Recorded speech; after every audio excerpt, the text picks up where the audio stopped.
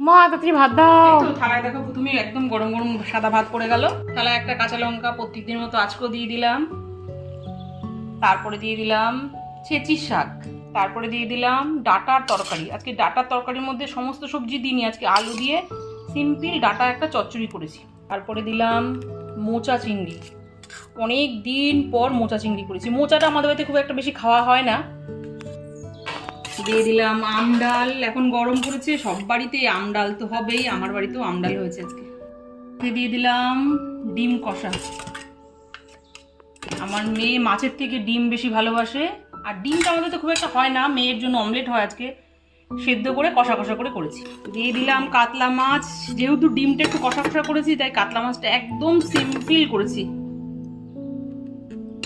থালায় পড়ে গেল আম ডাল, পড়ে গেল ডিম কষা, আর সব শেষে পড়লো কাতলা মাছের আলু দিয়ে একদম সিম্পল ঝোল করেছি। না, শুক্রবার একদম দুর্দান্ত থাই পুরো রেডি। সে আজকে কিন্তু ডিম, মাছ, চিংড়ি, ডাল, শাক সব কিছু পেয়ে যাবে না। চটপট শুরু করো।